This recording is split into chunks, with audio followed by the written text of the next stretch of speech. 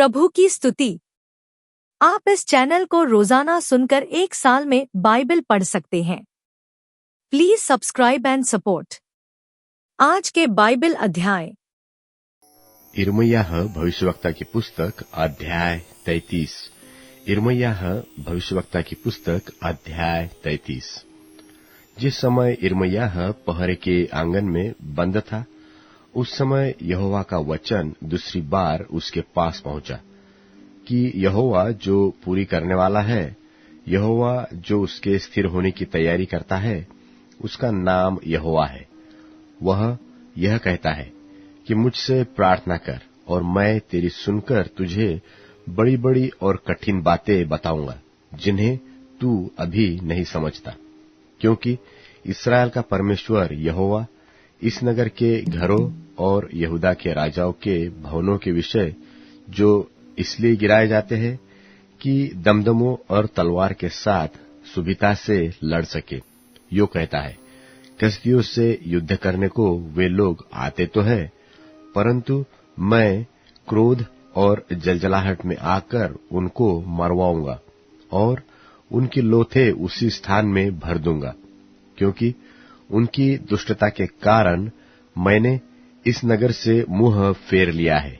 देख, मैं इस नगर का इलाज करके इसके वासियों को चंगा करूंगा और उन पर पूरी शांति और सच्चाई प्रकट करूंगा, और मैं यहूदा और इस्राएल के बंधुओं को लौटा ले आऊंगा और उन्हें पहले की नाई बनाऊंगा, और मैं उनको उनके सारे अधर्म और पाप के काम से जो उन्होंने मेरे विरुद्ध किए हैं शुद्ध करूंगा, और उन्होंने जितने अधर्म और पाप और अपराध के काम मेरे विरुद्ध किए हैं उन सबको मैं क्षमा करूंगा। क्योंकि वे वह सब भलाई के काम सुनेंगे जो मैं उनके लिए करूंगा, और वे सब कल्याण और शांति की चर्चा सुनकर जो मैं उनसे करूंगा डरेंगे और थरथराएंगे। वे पृथ्वी की उन जातियों की दृष्टि में मेरे लिए हर्षाने वाले और स्तुति और शोभा का कारण हो जाएंगे।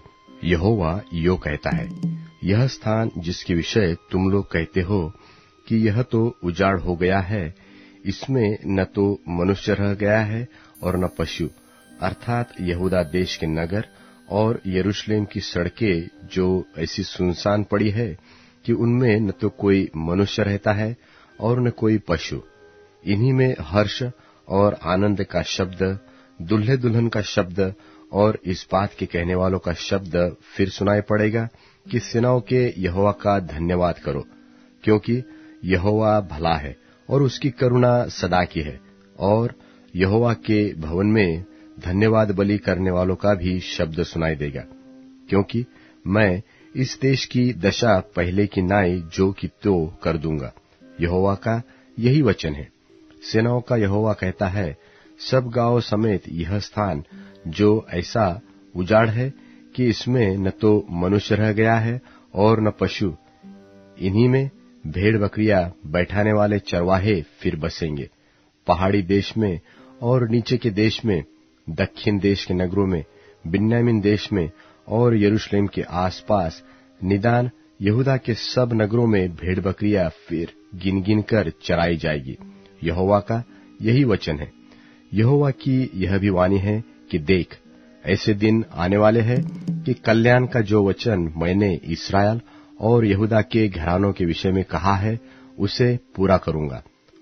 उस दिनों में और उन समयों में मैं दाऊद के वंश में धर्म की एक डाल लगाऊंगा, और वह इस देश में न्याय और धर्म के काम करेगा। उन दिनों में यहूदा बचा रहेगा और यरूशलेम निडर बसा रहेगा, और उसका नाम यह रखा जाएगा, अर्थात यहोवा हमारी धार्मिकता। यहोवा यो कहता है, दाऊद के कुल में इस्राएल के घराने की गद्दी पर विराजने वाले सदैव बने रहेंगे, और लेवीय याजकों के कुलों में प्रतिदिन मेरे लिए होम बलि चढ़ाने वाले, अन्न बलि जलाने वाले और मेल बलि चढ़ाने वाले सदैव बने रहेंगे। फिर यहोवा का यह वचन यिर्मयाह के पास पहुंचा। यहोवा यो कहता है, मैंने दिन और रात के विषय में जो वाचा बांधी है, जब तुम उसको ऐसा तोड़ सको कि दिन और रात अपने अपने समय में न हो, तब ही जो वाचा मैंने अपने दास दाऊद के संग बांधी है टूट सकेगी, कि तेरे वंश की गद्दी पर विराजने वाले सदैव बने रहेंगे, और मेरी वाचा मेरी सेवा टहल करने वाले लेवीय याजकों के संग बंधी रहेंगी। जैसा आकाश की सेना की गिनती और समुद्र के बालू के किनकों का परिणाम नहीं हो सकता है, उसी प्रकार मैं अपने दास दाऊद के वंश और उसके सेवक लेवियों को बढ़ाकर अनगिनत कर दूंगा। यहोवा का यह वचन यिर्मयाह के पास पहुंचा। क्या तूने नहीं देखा कि ये लोग क्या कहते हैं कि जो दो कुल यहोवा ने चुन लिए थे, उन दोनों से उसने अब हाथ उठाया है, यह कहकर कि ये मेरी प्रजा को तुच्छ जानते हैं और कि यह जाति उनकी दृष्टि में गिर गई है। यहोवा यो कहता है कि यदि दिन और रात के विषय मेरी वाचा अटल न रहे, और यदि आकाश और पृथ्वी के नियम मेरे ठहराए हुए न रह गए, तब ही मैं याकूब के वंश से हाथ उठाऊंगा और इब्राहिम, इसहाक और याकूब के वंश पर प्रभुता करने के लिए अपने दास दाऊद के वंश में से किसी को फिर न ठहराऊंगा, परंतु इसके विपरीत मैं उन पर दया करके उनको बंधुआई से लौटा लाऊंगा। यिर्मयाह भविष्यवक्ता की पुस्तक अध्याय 34। यिर्मयाह भविष्यवक्ता की पुस्तक अध्याय 34। जब बाबुल का राजा नबूखदनेस्सर अपनी सारी सेना समेत और पृथ्वी के जितने राज्य उसके वश में थे, उन सबों के लोगों समेत भी यरूशलेम और उसके सब गांवों से लड़ रहा था, तब यहोवा का यह वचन यिर्मयाह के पास पहुंचा कि इस्राएल का परमेश्वर यहोवा यो कहता है कि जाकर यहूदा के राजा सिदकिय्याह से कह कि यहोवा यो कहता है कि देख, मैं इस नगर को बाबुल के राजा के वश में कर देने पर हूं, और वह इसे फूंकवा देगा, और तू उसके हाथ से न बच निकलेगा। निश्चय पकड़ा जाएगा और उसके वश में कर दिया जाएगा, और तेरी और बाबुल के राजा की 4 आंखें होंगी, और तुम आमने सामने बातें करोगे, और तू बाबुल को जाएगा। तो भी हे यहूदा के राजा सिदकिय्याह, यहोवा का यह भी वचन सुन, जिसे यहोवा तेरे विषय में कहता है कि तू तलवार से मारा न जाएगा, तू शांति के साथ मरेगा, और जैसा तेरे पितरों के लिए अर्थात जो तुझसे पहले राजा थे उनके लिए सुगंध द्रव्य जलाया गया, वैसा ही तेरे लिए भी जलाया जाएगा। और लोग यह कहकर कि हाय मेरे प्रभु, तेरे लिए छाती पीटेंगे। यहोवा की यही वाणी है। ये सब वचन यिर्मयाह भविष्यवक्ता ने यहूदा के राजा सिदकिय्याह से यरूशलेम में उस समय कहे, जब बाबुल के राजा की सेना यरूशलेम से और यहूदा के जितने नगर बच गए थे उनसे अर्थात लाकीश और अजेका से लड़ रहे थी, क्योंकि यहूदा के जो गढ़वाले नगर थे उनमें से केवल वे ही रह गए थे। यहोवा का वह वचन यिर्मयाह के पास उस समय आया जब सिदकिय्याह राजा ने सारी प्रजा से जो यरूशलेम में थी यह वाचा बांधी थी कि दासों के स्वाधीन होने का प्रचार किया जाए, कि सब लोग अपने अपने दास दासी को जो इब्री व इब्रानी हो स्वाधीन करके जाने दे, और कोई अपने यहूदी भाई से फिर अपनी सेवा न कराए। तब तो सब हाकिमों और सारी प्रजा ने यह प्रण किया कि हम अपने अपने दास दासियों को स्वतंत्र कर देंगे और फिर उनसे अपनी सेवा न कराएंगे। सो उस प्रण के अनुसार उनको स्वतंत्र कर दिया गया, परंतु इसके बाद वे फिर गए और जिन दास दासियों को उन्होंने स्वतंत्र करके जाने दिया था उनको फिर अपने वश में लाकर दास और दासी बना लिया। तब यहोवा की ओर से यह वचन यिर्मयाह के पास पहुंचा कि इस्राएल का परमेश्वर यहोवा तुमसे यो कहता है कि जिस समय मैं तुम्हारे पितरों को दासत्व के घर अर्थात मिस्र देश से निकाल ले आया, उस समय मैंने तो आप उनसे यह कहकर वाचा बांधी कि तुम्हारा जो इब्री भाई तुम्हारे हाथ से बेचा जाए, उसको तुम 7वें बरस में छोड़ देना। 6 बरस तो वह तुम्हारी सेवा करे, परंतु इसके बाद तुम उसको स्वतंत्र करके अपने पास से जाने देना। परंतु तुम्हारे पितरों ने मेरी न सुनी, न मेरी ओर कान लगाया। तुम अभी फिरे तो थे और अपने अपने भाई को स्वतंत्र कर देने का प्रचार करा के जो काम मेरी दृष्टि में भला है उसे तुमने किया भी था, और जो भवन मेरा कहलाता है उसमें मेरे सामने वाचा भी बांधी थी। पर अब तुम भटक गए और मेरा नाम इस रीति से अशुद्ध किया कि जिन दास दासियों को तुम स्वतंत्र करके उनकी इच्छा पर छोड़ चुके थे, उन्हें तुमने फिर अपने वश में कर लिया है, और वे तुम्हारे दास दासियां फिर बन गए हैं। इस कारण यहोवा यो कहता है कि तुमने जो मेरी आज्ञा के अनुसार अपने अपने भाई के स्वतंत्र होने का प्रचार नहीं किया, सो यहोवा का यह वचन है कि सुनो, मैं तुम्हारे इस प्रकार से स्वतंत्र होने का प्रचार करता तो हूं कि तुम तलवार, मरी और महंगी में पड़ोगे, और मैं ऐसा करूंगा कि तुम पृथ्वी के राज्य राज्य में मारे मारे फिरोगे।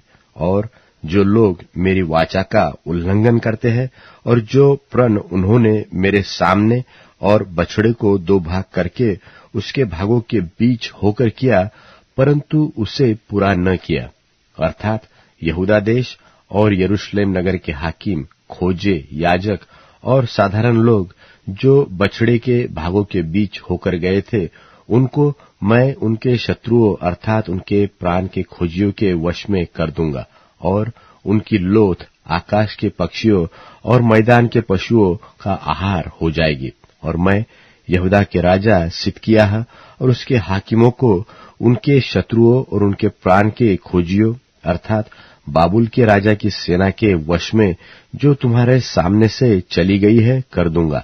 यहोवा का यह वचन है कि देखो, मैं उनको आज्ञा देकर इस नगर के पास लौटा ले आऊंगा, और वे इसे लड़कर ले लेंगे और फूंक देंगे, और यहूदा के नगरों को मैं ऐसा उजाड़ दूंगा कि कोई उनमें न रहेगा।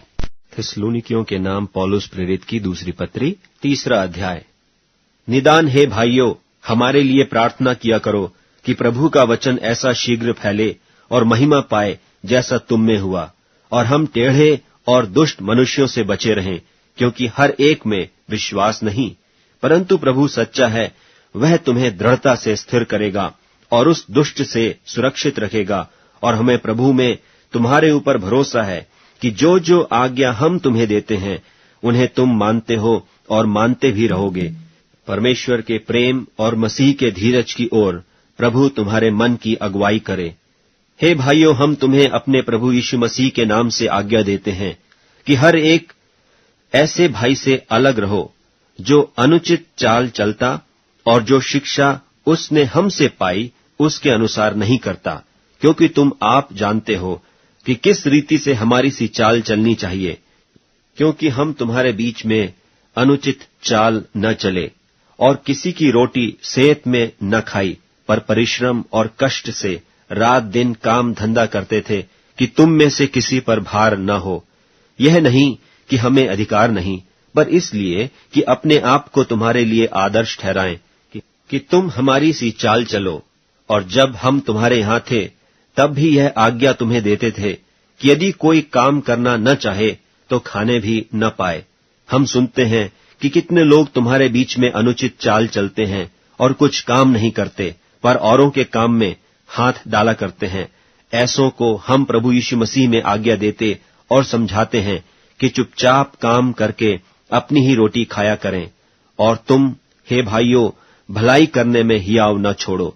यदि कोई हमारी इस पत्री की बात को न माने तो उस पर दृष्टि रखो और उसकी संगति न करो जिससे वह लज्जित हो, तो भी उसे बैरी मत समझो, पर भाई जानकर चिताओ।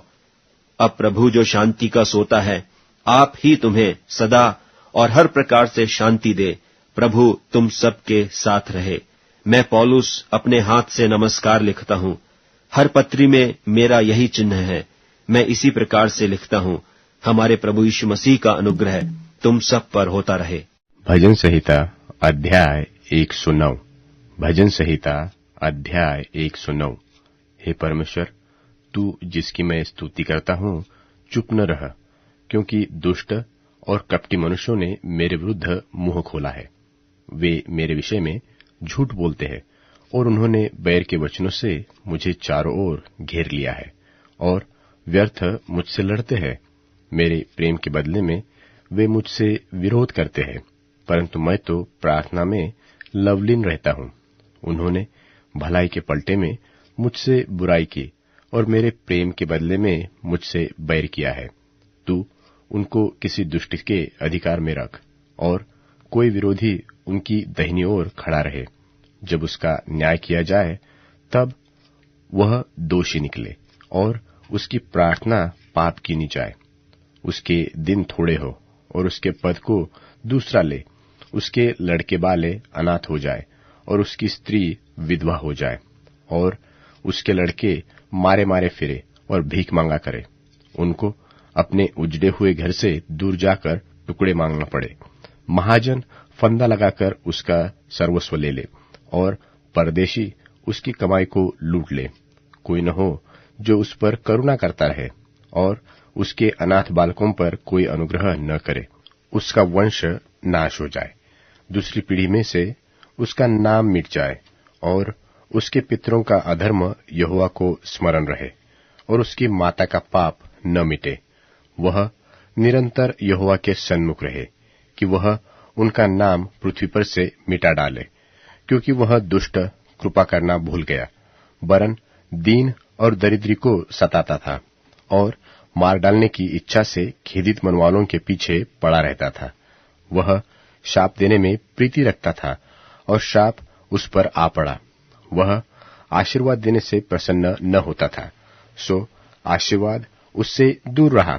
वह शाप देना वस्त्र की नाई पहनता था और वह उसके पेट में जल की नाई और उसकी हड्डियों में तेल की नाई समा गया। वह उसके लिए उड़ने का काम दे और फेटे की नाई उसकी कटी में नित्य कसा रहे। यहोवा की ओर से मेरे विरोधियों को और मेरे विरुद्ध बुरा कहने वालों को यही बदला मिले। परंतु मुझसे हे यहोवा प्रभु, तू अपने नाम के निमित्त बर्ताव कर। तेरी करुणा तो बड़ी है, सो तू मुझे छुड़ाकर दे, क्योंकि मैं दीन और दरिद्री हूँ और मेरा हृदय घायल हुआ है। मैं ढलती हुई छाया की नाई जाता रहा हूँ। मैं टिड्डी के समान उड़ा दिया गया हूँ। उपवास करते करते मेरे घुटने निर्बल हो गए हैं और मुझ में चर्बी न रहने से मैं सूख गया हूँ। और तेरी तो उन लोगों से नामधराई होती है, जब वे मुझे देखते तब सर हिलाते हैं। हे मेरे परमेश्वर यहोवा, मेरी सहायता कर, अपनी करुणा के अनुसार मेरा उद्धार कर, जिससे वे जाने कि यह तेरा काम है और हे यहोवा, तू ही ने यह किया है। वे कोसते तो रहे, परंतु तू आशीष दे। वे तो उठते ही लज्जित हो, परंतु तेरा दास आनंदित हो। मेरे विरोधियों को तू अनादर रूपी वस्त्र पहनाया जाए और वे अपनी लज्जा को कंबल की नाई ओढ़े। मैं यहोवा का बहुत धन्यवाद करूंगा और बहुत लोगों के बीच में उसकी स्तुति करूंगा, क्योंकि वह दरिद्र की दाहिनी ओर खड़ा रहेगा कि उसको घात करने वाले न्यायों से बचाए। अब Amazon music, tune in, Spotify और YouTube म्यूजिक में उपलब्ध है। Please follow it.